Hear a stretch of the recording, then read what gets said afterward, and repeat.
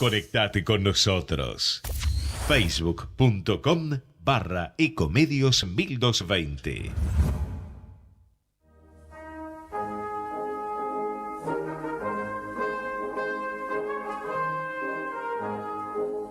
Aquí damos comienzo a Italianos y sus negocios, un programa dedicado a la promoción de negocios de empresas italo-argentinas, a las oportunidades comerciales procedentes de Italia, inversiones, productos, música, entrevistas y buenos negocios. Promueve la Cámara de Comercio Italiana en la República Argentina. Producción general, Arturo Curátola.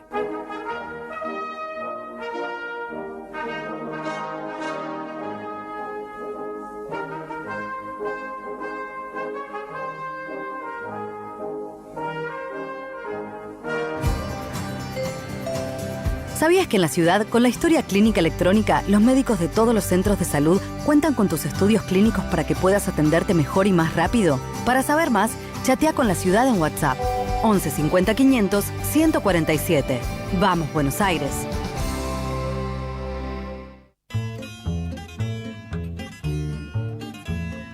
Estimados oyentes, tengan ustedes muy buenas tardes. Este es un programa Italiano y sus negocios auspiciado por la Cámara de Comercio Italiana en la República Argentina. Como ustedes saben, el elemento principal de este programa es mostrar los ejemplos italianos de superación. Hoy estamos acá con Francisco Tosi, que nos va a hacer... Hola Francisco, ¿cómo estás? Hola Arturo, ¿cómo estás? Bien, va a ser la presentación de los dos invitados, dos italianos doc. Dos italianos originales prácticamente, ¿no? En primer lugar, el doctor Pedro Antonio Ferraina, profesor consulto titular de la Universidad de Buenos Aires, médico y doctor en medicina por la Universidad de Buenos Aires. Ha sido profesor también en Tor Vergata y Sapienza en Roma, además de otras universidades que eventualmente nos puede contar usted mismo. Yo traté, digamos, de tomar las cosas principales del currículum. Ha tenido diferentes premios: el premio Alberto Roemers, el premio Florencio Fiorini, el premio Maestro de la Medicina Argentina, el premio Dr. Eduardo Schiappatti, el premio Academia Nacional de Medicina José M. Jorge. Tal vez me olvide de alguno, pero es muy importante su actividad como cirujano general y en particular como cirujano de cirugía gastroenterológica, especialista en cirugía robótica, que nos va a contar después brevemente de qué se trata, aparte de la cirugía del estómago, que es el contexto en donde él se ha desempeñado en los últimos, no sé, 50 años puedo decir, o 45 años. Por lo tanto, antes en la preproducción nos contaba un poco la evolución de la medicina en ese periodo tan largo de tiempo. Así que, buenas tardes, doctor, ¿cómo está? Muy bien, muchas gracias. Gracias por la invitación y poder compartir con ustedes la experiencia de mi vida como un cirujano nacido en Italia y formado acá en Argentina, pero que sigue teniendo muchas relaciones con Italia. Gracias. También presentamos al doctor Gianpaolo Scartón, que ya ha venido aquí otras veces. Creo que es la tercera vez que venís, Gianpaolo. Segunda vez que venís. Fue tan importante la otra vez que la calculé 2 veces. Que él también es doctor di ricerca, doctor de investigación en Italia, ¿no? En la Sapienza. En la Sapienza, justamente donde estaba el profesor también enseñando una parte de su vida. Él también vino desde Italia a la Argentina, pero más grande, porque ya había estudiado allá. Tuvo una experiencia muy importante en la empresa, que terminó siendo después el accionista y el dueño y el desarrollador, siempre con proyectos que también te voy a pedir que nos cuentes. Así que bienvenido a nuestro programa, Gianpaolo. Muchas gracias por invitarme y seguramente podré decir cosas acerca de mi profesión y mi vida que puede ser de interés del público que nos está oyendo. Gracias, Gianpaolo. Arturo, ¿qué te parece? Bueno, empezamos con Pedro Ferraina, doctor. Contanos cómo empezó tu vida aquí en la Argentina, porque vos te trajeron. Absolutamente, me trajeron de muy chico, como tantos italianos. ¿Puede decir desde dónde también? Sí, ¿Desde qué lugar de Italia? Yo nací en un pueblo Girifalco, que pertenece a la provincia de Catanzaro, y desde ahí mis padres emigraron hacia la Argentina, donde ya había otros familiares. Ustedes recuerdan que la inmigración en aquel momento se producía de un familiar a otro que los iba llamando y los iba entusiasmando, y por supuesto que así como hubo una oleada muy masiva a fines del siglo XIX y principio del XX, también en esa década del 40 al 50 hubo una oleada inmigratoria bastante importante después de la Segunda Guerra, que dejó los desastres económicos y de otra naturaleza que son muy conocidos. Así que yo formé parte de esa ola inmigratoria, y por cierto que eso hizo de que yo me desarrollara desde el punto de vista cultural en la Argentina, que nos recibió generosamente y que permitió en aquel momento una posibilidad inclusive de ascenso social para mucha gente que vino acá a trabajar sin ninguna otra posibilidad que sus brazos y su bagaje cultural milenario de las tierras europeas. Pedro, profesión de tu papá. Mira, mi padre era comerciante, se dedicaba al campo en su tierra natal y estaba bastante bien económicamente, y tuvo que venir acá y empezar de cero, porque como muchos otros prácticamente vender sus tierras en aquel momento no tenía casi ningún valor. Después, años posteriores, se arrepintió muchísimo, pero era lo que sucedía. Y él vino acá y se dedicó al comercio, hizo muchas cosas, entre otras cosas se dedicó a exportar algunas cosas de huevo, se dedicó a la parte de construcción posteriormente, en pequeña escala, no en gran escala por supuesto, pero la verdad que pudo hacer un desarrollo económico adecuado como para que los 3 hijos que tuvo, de los cuales yo soy uno de ellos, pudiéramos formarnos adecuadamente y acceder a una educación que, bueno, en mi caso permitió que terminara de desarrollarla en la Universidad de Buenos Aires. Con medalla de oro. ¿Eh? Con medalla de oro. Sí, la verdad que como estudiante tuve una buena performance, porque tenía, digamos, un interés especial y cierta facilidad. Rendí años libres, me recibí de médico muy joven, no tenía 21 años cuando ya era médico.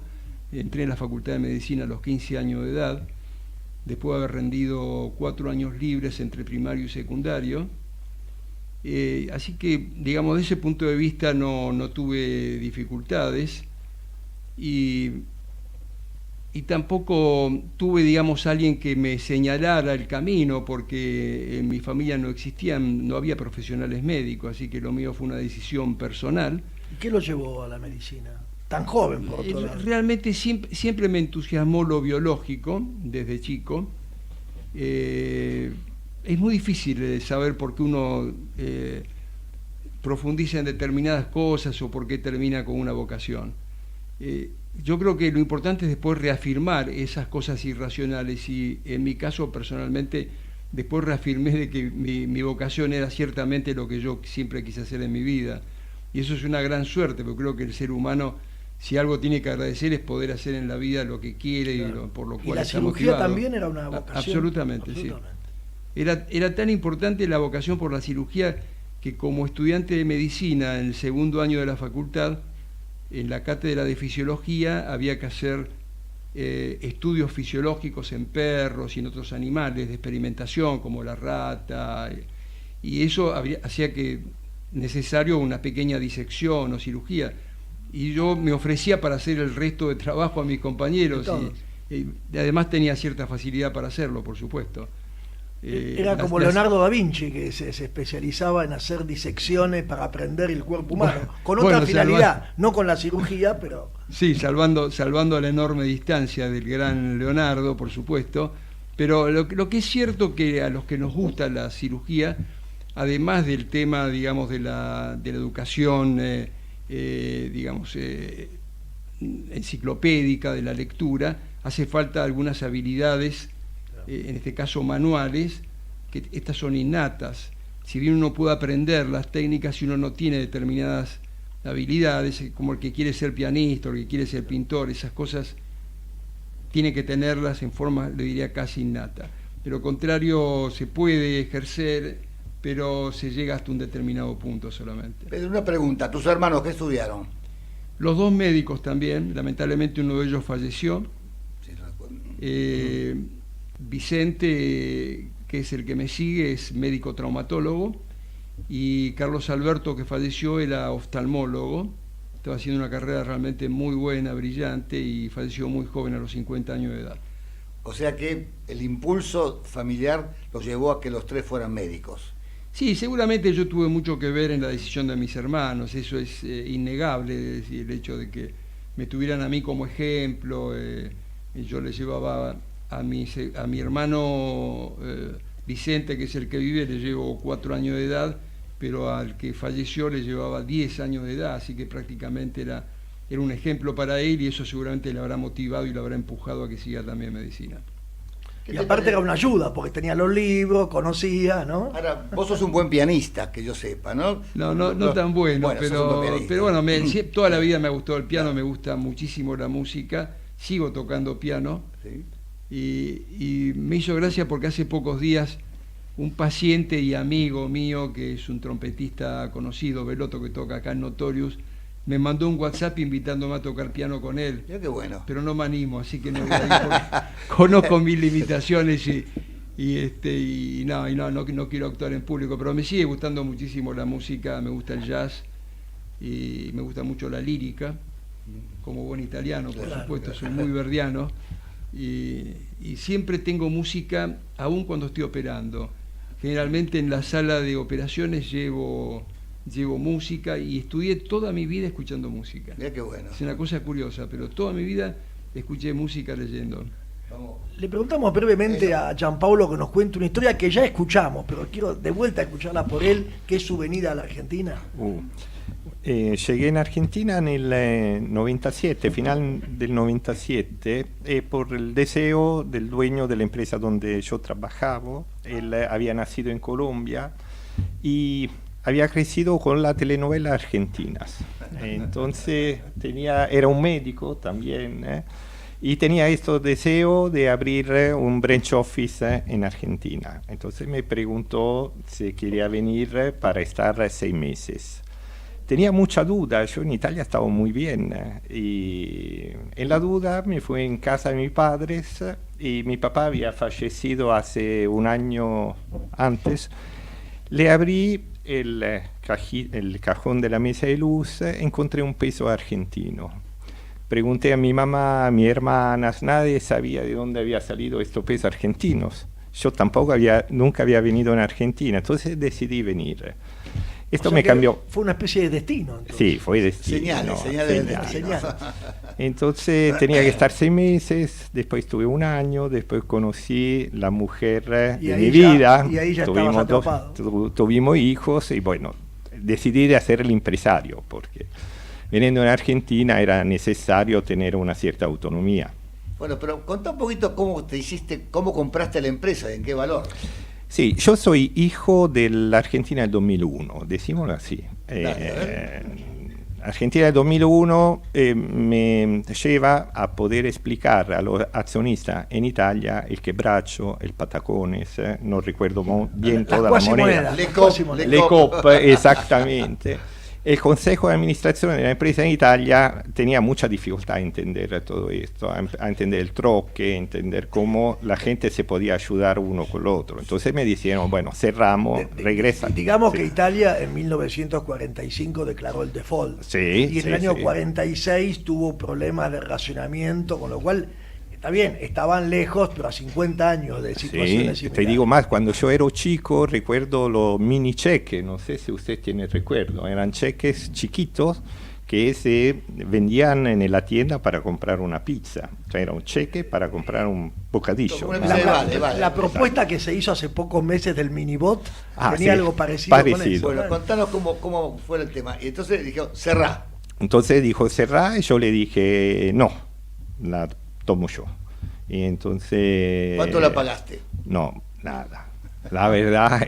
Y ahí no abriste menos de un auto de la más chiquita cilindrada Y que hay en Argentina. no abriste ningún cajón para tomar esa decisión. No, ya sabía que era destino. Era Cuando es destino, es destino. Yo creo mucho en estas cosas, que la vida en parte la conducimos nosotros, en parte la conduce el destino. Y ahí te quedaste con la empresa Me y quedé con la responsabilidad. empresa, exactamente. Hablé con la persona que trabajaba en la empresa diciendo que yo nunca fui un empresario. Cioè, blanqueé mi situazione, non ero un empresario, non ero rico, tenía, pero a mi ventaja la cultura del trabajo. Cioè, yo aprendí a trabajar desde chico porque mis padres eran trabajadores. Entonces la cultura del trabajo aún hoy pienso que la riqueza humana de la persona y de la nazione. Y a partir de ahí empezaste lentamente y A progresivamente. construir exactamente la empresa. Yo tenía un muy buen background científico, base genética, entonces dal 97 a hoy la genética hizo salto de gigante en la medicina, entonces eso me ayudó muchísimo a desarrollar mi empresa.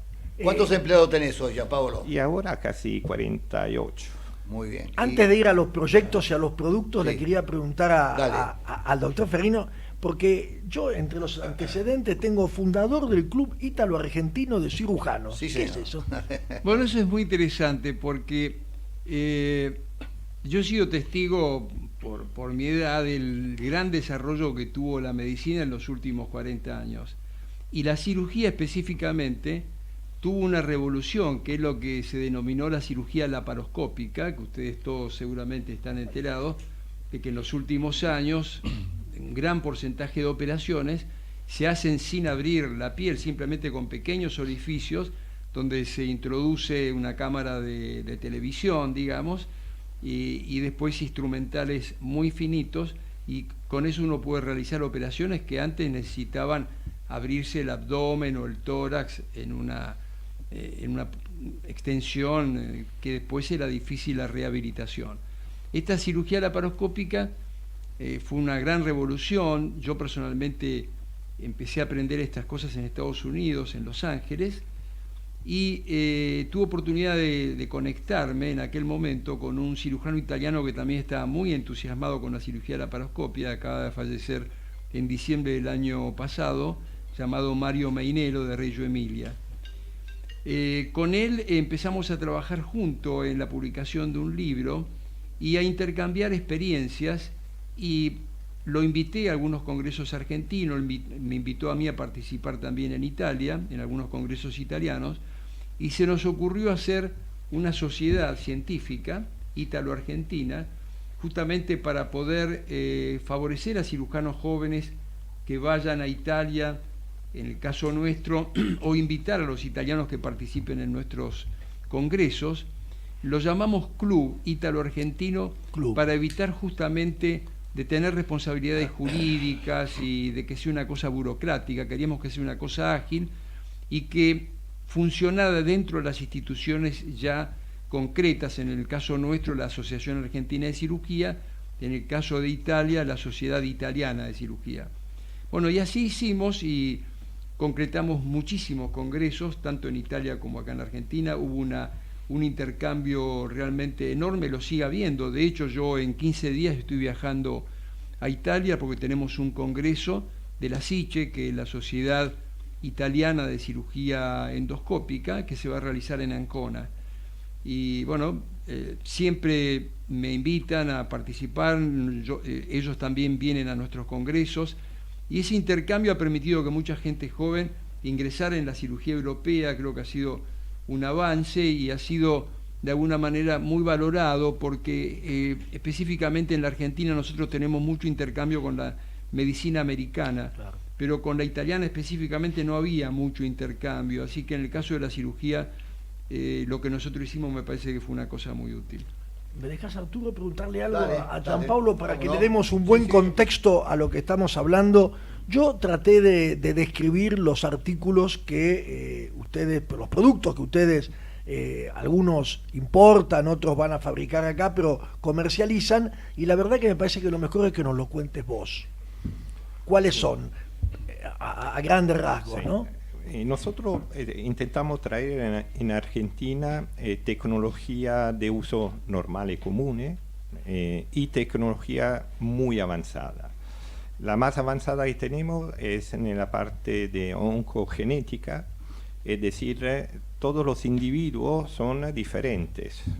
No hay dos personas que son iguales excepto los gemelos monocigotes. Y entonces, teniendo una genética distinta, nosotros tenemos una respuesta distinta a los fármacos, y en la parte oncogenética es muy importante el desarrollo de las informaciones de cada uno de los individuos. También traemos biochip para distintos tipos de patología. Hoy, con una gotita de 10 microlitros de sangre, podemos hacer múltiples análisis. Por ejemplo, en la parte cardíaca tenemos biochip para analizar más de 40 distintos genes que pueden causar una patología cardíaca, o para todo lo que es patología sexualmente transmisible o influenza. Entonces, nosotros trabajamos trayendo en Argentina tecnología con un costo que tiene que ser accesible fundamentalmente. Esto es uno de los principales objetivos. ¿Ya está en algunos hospitales de la Argentina? Sí. A ver, contanos. Sí. Nosotros estamos presentes en el Hospital Italiano, por supuesto, con la parte de genética oncológica. Estamos presentes en el ROFO, con el mismo tipo de aparatologías, que es muy innovativa porque poniendo pocas células tumorales dentro un cartridge, se llama un cartucho, el cartucho va puesto en una máquina y hace el análisis genética de una serie de genes que son muy importantes para determinar si la droga que se está usando es efectiva o no es efectiva. Y además estamos tratando la parte de genes presentes en el círculo sanguíneo, que son genes tumorales. Entonces eso ayuda a hacer una pequeña terapia de atacar estas células tumorales circulantes. Se evita también una agresión innecesaria con esto, ¿no? Sí. O sea, puntualmente se dirige a donde está, digamos, el objetivo. Claro. El objetivo, exactamente. Bueno. También estos sectores está cambiando radicalmente. Hay cosas que a veces a mí mismo me espantan. Se me permite hacer un ejemplo. Adelante. Uso esto medio para... Dale. Va de moda en Europa o también en Estados Unidos, no sé si ustedes lo vieron, se vende en la farmacia, hacer la análisis genética por medio de la saliva, y con esto sabemos de dónde nosotros venimos, cioè qué percentuales tenemos de genes africanos, europeos, etcétera, etcétera. Efectivamente son técnicas que costan poco, ¿vale? Alrededor de 50, 70 dólares. Se usa mucho en Europa para hacer un regalo a tu pareja, ¿no? Para ver de dónde proviene de verdad. Efectivamente esto da poca indicaciones de dónde uno viene, y lo que está dando muchas indicaciones a estos laboratorios para tener toda la secuencia genética nuestra. Y esto no es tan correcto porque el patrimonio genético humano tiene que pertenecer a una nación, a todos los grupos de investigación que trabajan en esta nación, ¿no? Entonces opino que no existe solamente el patrimonio de la humanidad, que es el paisaje lindísimo, pero también existe un patrimonio genético que tiene que ser un patrimonio de la nación. Esto es una opinión mía. Claro, ese patrimonio genético después también deriva en medicamentos, ¿no es cierto? Exactamente. Se dan muchos datos estadísticos en los cuales nosotros con estas informaciones podemos saber el desarrollo de distintos tipos de patologías en cada lugar. Es muy interesante.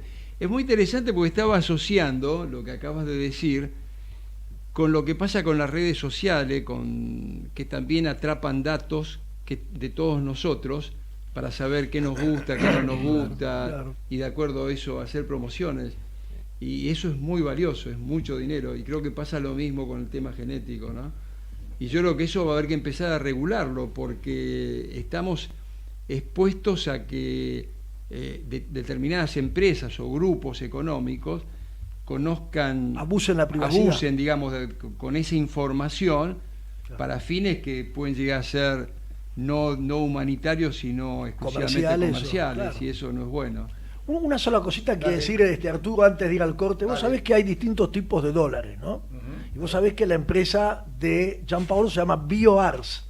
Bueno, está el dólar oficial, está el dólar blue, está el dólar contado con liqui y está el dólar BioArs. ¿Qué es eso, Gianpaolo? El dólar BioArs. Eso es, A ver, un invento tuyo, dale. No, sí, un invento No, está en mío. el sitio de él. Sí, está en nuestro sitio. El problema es que yo estaba en el viernes antes de la devaluación en Argentina, estaba en Estados Unidos en un congreso. El lunes tenía que tomar el avión, me llama el contador, me dice, mira Gianpaolo, acá es un desastre, se va a 70, 80 pesos un dólar. Tomando el avión estaba pensando al sistema de salud. El sistema de salud uno lo tiene que pensar como un sistema productivo, es una cadena productiva, ¿no? Como dentro de una fábrica. Va desde un inicio hasta un final que es el paciente. Entonces, dentro de este sistema productivo que es Argentina, donde la mayoría de los productos son importados, ¿cómo se puede mantener? Entonces me preguntaba, ¿yo cómo puedo ir a un cliente aumentando el precio del 30-40%? No puedo. Entonces nosotros ¿qué hicimos? Decidimos este año, o por lo menos hasta cuando será posible, nuestra empresa trabajará break-even. Entonces hicimos un dólar En el BioArce, punto de equilibrio, los costos. en el costo. Hicimos un dólar de BioArce en el cual nosotros dividimos a la 3 si era el cambio, entonces a este cambio le dividimos un factor X, que es el margen. Que es el margen que tiene los clientes. Entonces cuando el cliente pide, nosotros decimos tu dólar es de tanto. Bueno, que Y lo con difundan. esto, Claro, interesante. y no, además hicimos otra cosa muy importante, pedimos a todos nuestros proveedores, le hicimos una descripción de los estados en Argentina.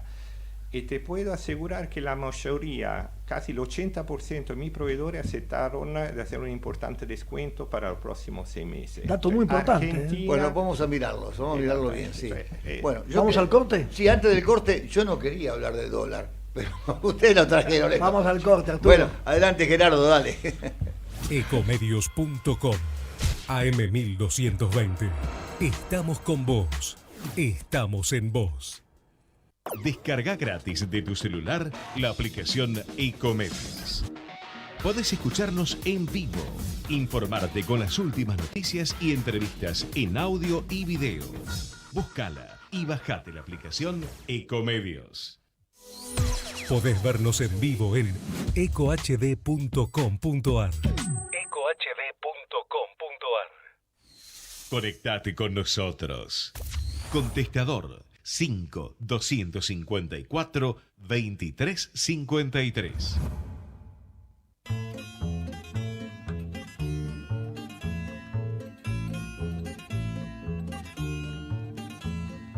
Bueno, estamos nuevamente. A ver, la pregunta que querías hacer al doctor Ferraina, dale.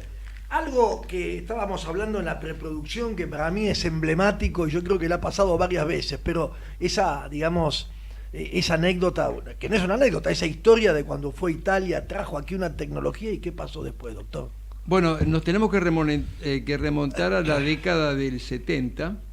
En aquel momento las úlceras del estómago y del duodeno, las úlceras gastroduodenales, se complicaban y muchas de ellas tenían que ser operadas porque si no traían problemas muy serios. Y la cirugía era sacar parte del estómago, que también dejaba secuelas. En esa década se inventó una cirugía que era mucho menos invasiva, que era solamente cortar los nervios que inervan el estómago. Se llamaba, o se sigue llamando, vagotomía supraselectiva. Y yo me fui a especializar justamente a un hospital de Roma, San Giovanni Laterano, donde el profesor Grassi, que era uno de los líderes de la cirugía gástrica en aquel momento, había inventado una técnica especial y había descrito unos filetes que se denominaban i filetti criminali di Grassi. Criminali, eso de criminali me gusta. Porque justamente eran los pequeños ramos nerviosos que hacían producir mucho ácido en el estómago y que las úlceras se complicaran. Aprendimos esa técnica, la trajimos acá a la Argentina, pero al muy poco tiempo la evolución del tratamiento médico de las úlceras con los antiácidos, en aquel momento primero fue la cimetidina, el Tagamet, y después lo que actualmente se utiliza, que se llaman inhibidores de la bomba de protones, como son el omeprazole y todos los derivados, prácticamente hicieron que la cirugía de una úlcera sea una rareza. Solamente se operan cuando se perforan, que son muy, muy pocas veces, pero hoy las gastritis y las úlceras se curan con tratamientos médicos. Bueno, eso forma parte de la evolución de la medicina y cómo se modifican, por supuesto, los tratamientos, ¿no? Pero eso para mí es emblemático, ¿no? De cuando uno trae una tecnología, los riesgos que corre. Gianpaolo, para vos debe ser cosa diaria o casi, ¿no? Sí, nosotros calculamos la vida media de lo que traemos de 5 años. 5 años. ¿no? Sí. Se supera después. Se supera, diventa viejas. Se van acortando los tiempos también, Se van ¿no? acortando los tiempos. Claro. Ahora todo, cada vez la aparatología es más chicas, más compacta, más rápida. Se tiene que reconsiderar las organizaciones de los hospitales. Claro. En el futuro hay que reinventar la organización del sistema de salud. Me olvidé de comentarte que el doctor Pedro Ferraina ha sido nombrado Cavaliere. Ah, también. Por el presidente de la República Italiana. ¿El año pasado fue o hace 2 años? El anteaño pasado. El anteaño. O sea que también tiene Cavaliere. un reconocimiento muy importante, digamos, que lo hizo directamente el presidente de Italia, ¿no? Bueno, eso es una forma también de reconocer hombres de esfuerzo. Este programa tiene centralmente mostrar qué se puede hacer desde el llano, ¿no? Que uno dice, con pocos recursos, los padres inmigrantes, en este caso Pedro mostrando los 13 juntos, los hermanos siendo doctores, sus padres con sacrificio, yo los conocí con esfuerzo. En el caso de Gianpaolo también, de un momento de fracaso de la empresa, resurge de la ceniza y hace una nueva empresa. O sea, todo esto es mostrar que se puede, ¿no? Y esto no es una propaganda política, pero que se puede lograr, se puede. O sea, en una palabra, con esfuerzo y voluntad, los italianos mostramos todos los días cómo podemos ir superándonos, ¿verdad? Vamos a dar una pequeña noticia de Dale. Italia y después te dejo a vos ya con tus 6 minutos, ¿o no? ¿O al final? Dale, tenemos un poquito de tiempo, dale. Bueno, el nuevo gobierno juró hoy a las 10 de la mañana, hora italiana, hoy. Italia tiene el nuevo gobierno que es llamado de una manera así anecdótica Conte bis, con todos los 21 nuevos ministros, de los cuales 9 son mujeres. De los ministros hay solamente 2 que han sido confirmados digamos del gobierno anterior.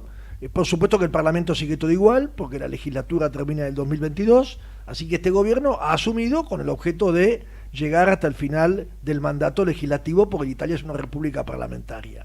De los 21 ministros, 9 son del Partido Democrático y el resto son uno llamado técnico, otro es Libre Uguali, que es un partido un poco más de izquierda, y el resto del movimiento Cinque Stelle. No hay viceprimer ministro, que había 2 antes, que eran Salvini y Di Maio.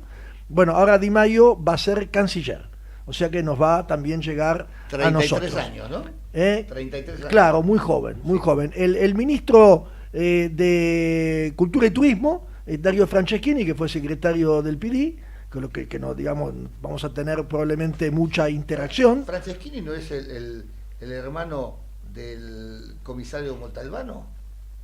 Claro, es el hermano. Por eso llegó a eso. Pero Montalbano lo ayudó Zingaretti también, ¿no? es el... Ah, no, Zingaretti, tenés razón. En estos días, el lunes y martes, se va a votar la confianza en el Parlamento. En estos días se van a definir los subsecretarios. Ya es prácticamente un hecho que el subsecretario de Relaciones Exteriores va a estar en la cuota de Le Cinque Stelle, ¿verdad? No va a seguir el que era representante de Sudamérica o de parte, digamos, de Sudamérica del MAIE.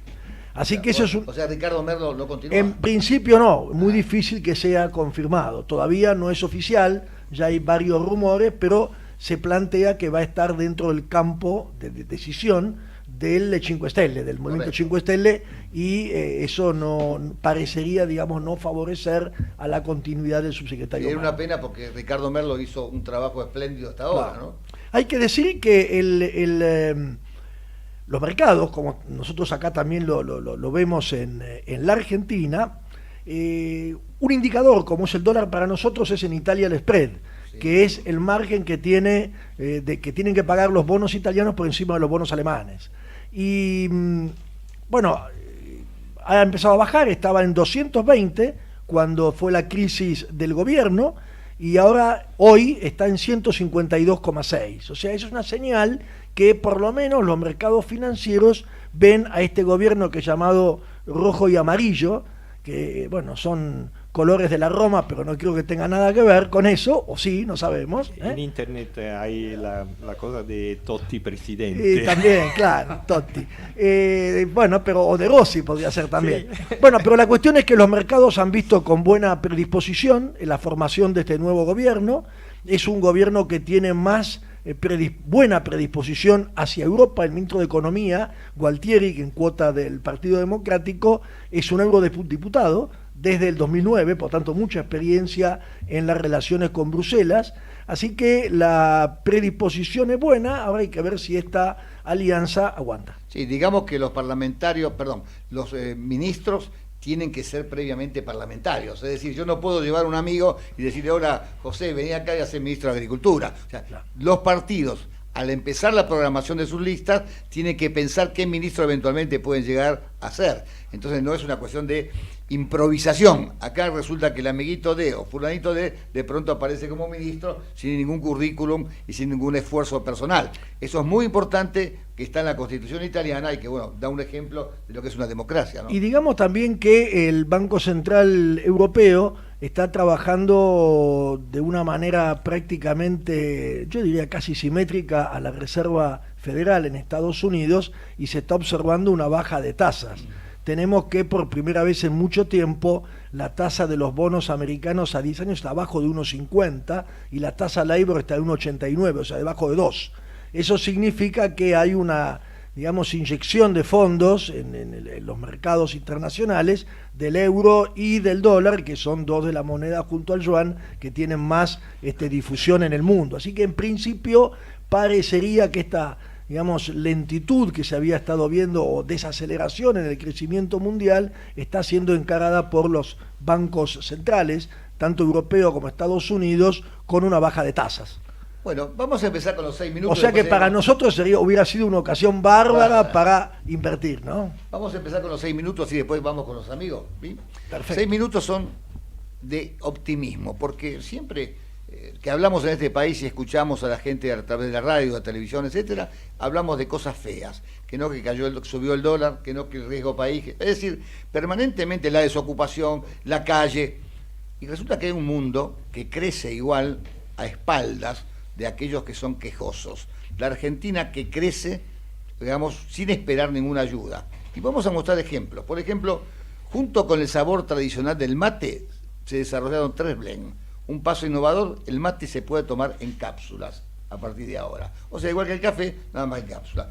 Las cápsulas son una opción excelente para el crecimiento del mate con valor agregado. Este año estamos recibiendo noticias de un crecimiento tremendo de la exportación de yerba mate. Bueno, a mí me faltaba, porque Gianpaolo Scartón, que es un viajero por la Argentina y un gran fotógrafo, y que ha estado en La Rioja, en San Juan, en varios lados, me esperaba verlo a él tomando mate. Todavía no lo he visto. No lo he visto, bueno. Tomo mate. Sí. Bueno, Samsung abre la versión argentina de su tienda online. O sea, como un ejemplo, digamos, ejecutando planes de crecimiento, la empresa surcoreana lidera la inauguración de una tienda online que con las reconocidas marcas como son Sony, Motorola, Whirlpool, LG en el Mercado Libre, entre otras. La tienda online será dividida en 4 subrubros: móviles, TV, línea hogar y accesorios. O sea, en una palabra estamos hablando que hay otro sistema de comercialización. Récord histórico de producción para el campo argentino. Contabilizando todos los cultivos extensivos, la campaña 2018-2019 alcanzó un récord histórico de 141,5 millones de toneladas. El máximo productivo se dio tanto en granos gruesos, 115 millones de toneladas, como granos finos, 25. La 2019-2020 promete un volumen similar. O sea, estamos hablando de que evidentemente el crecimiento del agro es tremendo. ¿Qué tenemos? No, tenemos acá. En un par de meses habrá carne Angus en Estados Unidos. Alfredo Guzmán, presidente de la Asociación de Criadores de Angus a nivel local, adelanta que en breve los cortes ingresarán en el mercado norteamericano, abriendo nuevos horizontes. Estamos hablando que el 55% del ganado en la Argentina es Angus y llega al 70% con las cruzas. Digamos que una evaluación genética muy importante de Angus. Bueno, a ver si las vacas van a la farmacia para ver de dónde vienen. Claro. Bueno, creció la facturación de maquinaria agrícola. Según el INDEC, en el segundo trimestre las ventas superaron 14.000 millones de pesos, un 82,4% por encima del año 2018, que sabemos que la sequía fue dura. Es importante que vinculemos eso con la noticia que diste vos antes, o sea, el aumento de la producción agrícola mueve la economía local también en abastecimiento de maquinaria. Sí, por supuesto, nacional. Se vendieron más cosechadoras y sembradoras y menos tractores e implementos. Bueno, esto digamos que también el presidente de la Cámara Argentina de Fabricantes de Máquina Agrícola, que se llama Crucianelli, dice que son muy buenas las ventas, pero que falta crédito. Una novedad, el transporte de granos por vía fluvial aumentó durante el año pasado. Dice que se embarcaron 370.000 toneladas durante el primer semestre de este año. Estamos hablando de volúmenes muy importantes. Bueno, la e-bike argentina que la rompe, así titula el diario, en Estados Unidos, se trata de una segunda generación de un exitoso prototipo de bicicleta creado por una empresa local que incluso ya piensa en ampliar su portafolio con otros vehículos de 2 ruedas. $200.000 es lo que espera recaudar durante 2019 entre Argentina y Estados Unidos. $1.000 cuesta el nuevo modelo Brida 2, el plegable cuesta $1.100. Y se recorren 150 kilómetros con tan solo $1. La carga total de la batería demanda entre 3 y 6 horas. Estamos hablando de país versátil, que cambia inmediatamente. Un grupo japonés de tecnología llega al país y planea facturar 40 millones. Se trata nada más y nada menos que Dimension Data, pertenece al conglomerado asiático NT Group, y en los próximos 5 años emplearán en Argentina a 200 profesionales en el centro de software que se instaló en Buenos Aires. Digamos que tiene hacia la conversión digital. A nivel local, en el mundo emplea 40.000 personas y factura $11.000 millones. Así que estamos hablando de grandes empresas que crean en la Argentina. ¿Te acuerdas que hablamos la semana pasada del EFTA, que digamos que es el acuerdo firmado por el Mercosur con este conglomerado de 4 países que son Suiza, Noruega, Islandia y Liechtenstein, y que ahora libera el 100% de las exportaciones de Argentina? O sea, pueden entrar en esos 4 países directamente sin pagar absolutamente ningún recargo. Si nosotros los argentinos no nos despertamos de todo esto, no sé, a golpear en casa no nos van a golpear en la puerta. Tenemos que agarrar la varijita, muchachos, y salir a trabajar. Porque si bien son países con poca población, la poca población consume, ¿no? Esos son países donde... Con alto valor. Claro. Bueno, acá hablamos de bioeconomía, ¿no? No es la tuya, ¿eh? Dice que las empresas argentinas vinculadas a la agricultura y la agroindustria lideran en la región. Tanto es así que la cifra de $39.300 millones fue el valor que registraron las exportaciones derivadas de la bioeconomía en 2017. Estamos hablando de una suma importante. Bueno, acá hay muchachos que hacen, digamos, una transformación. Por ejemplo, un oficial de la Armada, que estaba de comando anfibio, con 30 años de edad y que vivía en Puerto Belgrano, cambió de la Armada al café e hizo una especialidad. Juan Ignacio Ferrario, cuando no algo argentino, algo italiano tiene que tener, comanda Alex Coffee Roaster, que abrió una inversión inicial de $20.000. Espera cerrar el año con 3 locales propios y un centro de distribución en funcionamiento. Es un tipo de café especial. Dice que el gran paso, digamos, es la cafetería especializada. Bueno, vamos a ver, tenemos muchas también acá, ¿no? Las pymes argentinas invierten en contrataciones a empleados remotos. Esto es muy interesante, mirá. En lo que va del año, 30.000 compañías contrataron a profesionales para realizar trabajo freelance mediante la plataforma Workana. O sea, directamente, esto es una novedad que está saliendo en el mundo y que nosotros estamos aplicando también. Permitió que en el año 30.000 compañías pudieran incorporar empleados remotos a través de su plataforma. Entre esas empresas, 18% fueron pymes. Invirtieron un promedio de $230 mensuales en contrataciones. Y digamos que $105 más en el resto de los clientes. ¿Qué significa esto? Que vos podés contratar por objetivo. Quiero tal objetivo, lo contratás por ahí, te hacen un plan, lo aceptás, lo realizan, lo desarrollan y vos lo pagás. O sea, esto rompe con todos los contratos que nosotros prendecemos acá en la Argentina, rígidos, duros, que no sirven de nada más que para tener menos empleo o que haya muchos empleos en negro. Vos contratás directamente, ¿qué querés hacer? Esta investigación, bueno, ahí le mandás a la plataforma, ellos te dicen quién puede ser el hombre adecuado y directamente, digamos, la contratación de freelance en diversas áreas de conocimiento y habilidades, desde diseñadores, asistentes virtuales, vendedores, hasta telemarketing. O sea, acá tenemos que es la nueva forma de contratación. Bueno, también hay una transformación digital para las empresas pymes. Dice que las empresas pymes, para que se mantengan competitivas, adoptan las tecnologías que les ayuden a gestionar de forma más eficiente sus operaciones. En este momento hay tuvimos una señorita el otro día que acá habló sobre este particular, claro, ¿no es cierto? que sí. Variable de control, innovar para mantenerse competitivo. Tecnología diseñada para el modelo PYME. O sea, no hay que... Design thinking. Por eso, no hay que decir se piensa en una gran inversión, sino que con lo que tenemos, a veces en casa, ayornándolo y contratando parciales, que también están estos parciales que se pueden contratar al exterior, podemos armar una buena tecnología para las empresas PYME. Dice que son procesos optimizados e información confiable. En una palabra, hay que moverse, muchachos, que hay un mundo nuevo. La brasileña Renners abrirá 4 locales en la Argentina. Bueno, esta dice que se conoce mucho, es una tienda de modas en Brasil y que competirá acá en la Argentina con otros también del exterior. Los argentinos, dice, están familiarizados con la marca y ya que son clientes cuando visitan Brasil y Uruguay. Le tengo que hacer una pregunta al doctor, así que te dejo la última. No, terminamos, ya terminamos.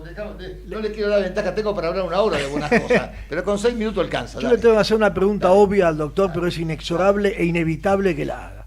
O sea, ¿cuál es el futuro de la cirugía frente, digamos, a la genética, a los robots y a los fármacos? Bueno, es una muy buena pregunta, porque yo he sido testigo, como dije hace un rato, de una gran revolución en la cirugía, que fue la cirugía mini invasiva, que empezó con la laparoscopía y sigue con la cirugía robótica. Eso significa que se pueden hacer intervenciones importantes con una rehabilitación muy rápida de los pacientes, porque no hay que abrir la pared abdominal o el tórax, que hemos aprendido que en definitiva es lo que más tardaba en rehabilitarse. O sea, si uno saca un riñón por laparoscopía, el paciente al día siguiente puede caminar y está sin dolor. Si uno saca un riñón por vía normal, que es haciendo una herida grande, tiene que estar a lo mejor internado 6-7 días porque le duele, la herida puede supurarla, se puede entrar. Estoy, digamos, poniendo 2 polos para entender lo que ha significado esta cirugía, de además mejorar los resultados, porque es muy minuciosa, muy detallista. Eso ha sido una evolución muy importante, o sea, ir a la mini invasividad en todos los procedimientos quirúrgicos. Pero yo creo que la gran evolución en la medicina es que muchas cirugías van a ir desapareciendo en la medida que algunas enfermedades se puedan tratar médicamente o prevenir. Tal vez un ejemplo pueda ser la cirugía de la obesidad. Hoy hay miles y miles y miles de personas en todo el mundo que tienen que operarse porque tienen una obesidad descontrolada, que se denomina obesidad mórbida, y hay que hacer una serie de operaciones para justamente poder de esa forma llevar al paciente a un estado de más normalidad.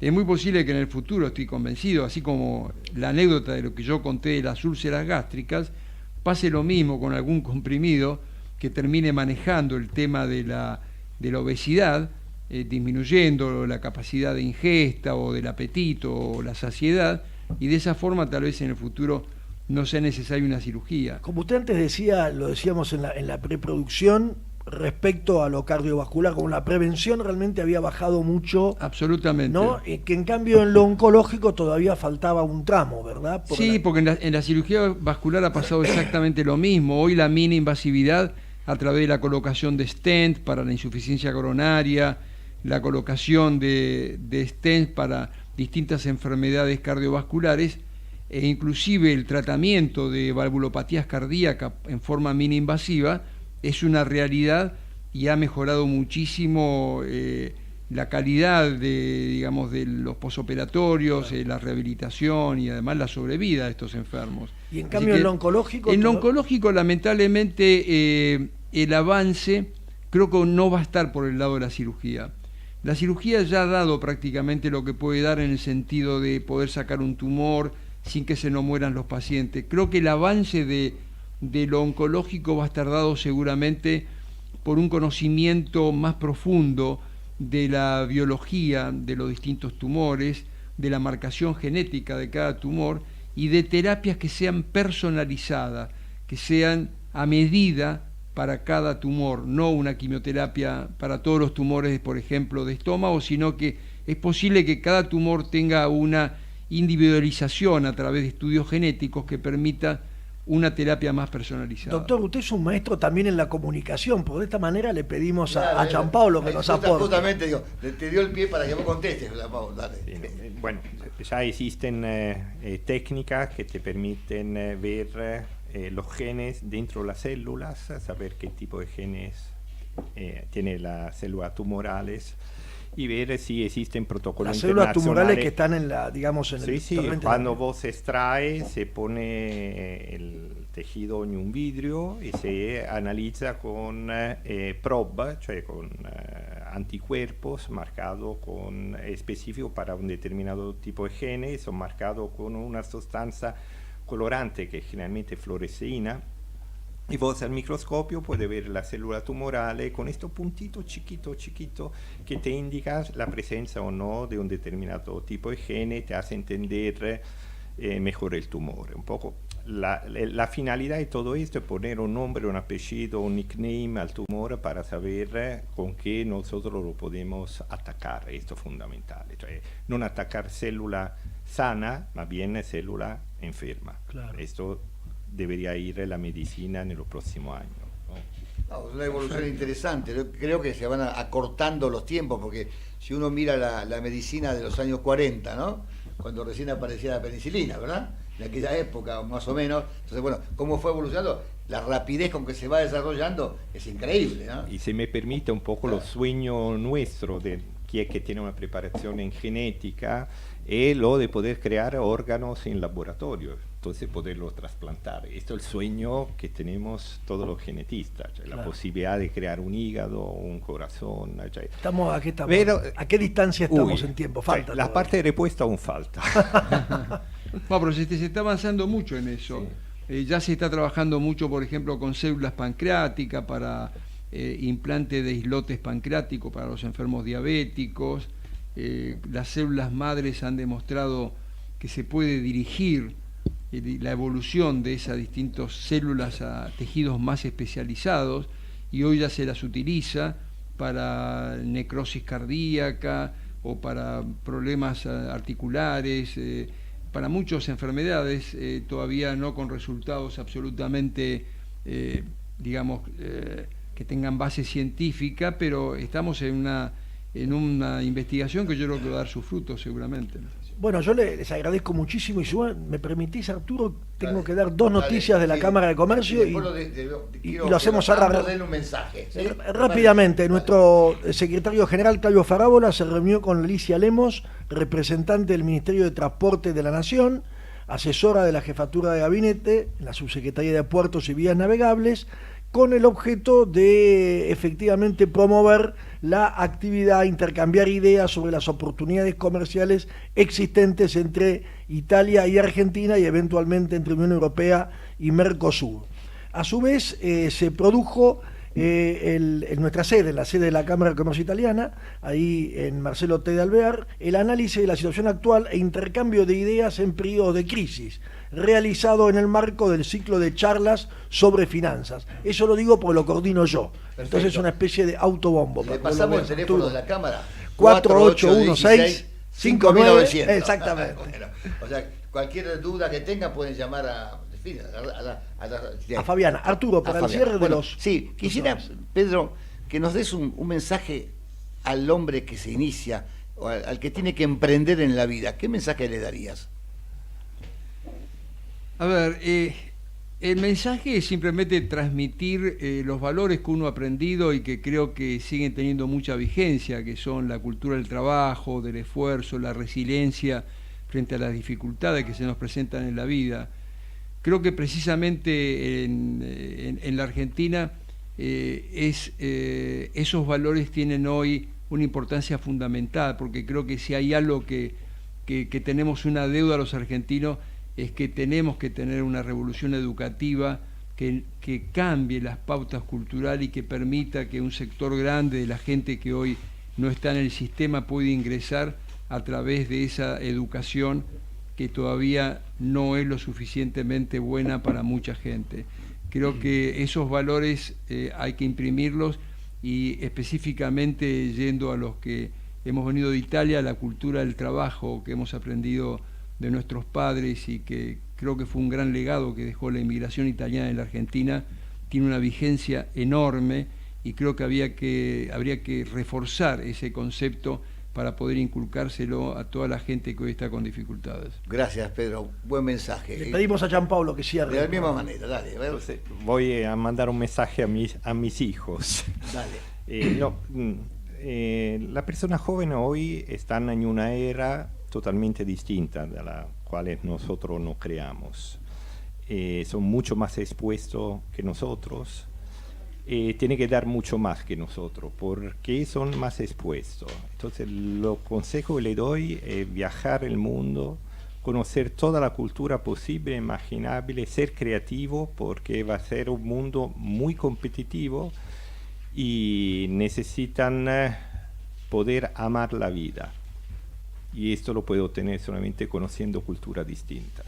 Bueno, amigos, hemos recibido aquí el mensaje de dos personas muy importantes que han llegado a lugares muy importantes, pero eso sí, con esfuerzo. Y con trabajo. Y con trabajo. Así que les agradecemos la presencia, esperamos en otro momento. Gracias, Pedro Ferraina, gracias, Gianpaolo Carton. Un momento muy agradable. Gracias. Hasta el jueves que viene. Hasta el jueves que viene. Muchas gracias.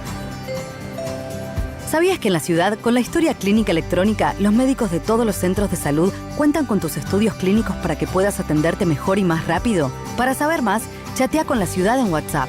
11 50 500 147. Vamos, Buenos Aires.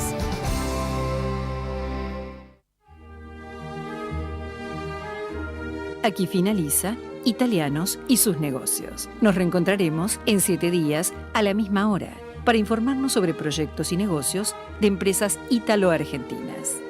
Promueve la Cámara de Comercio Italiana en la República Argentina. Producción general, Arturo Curato.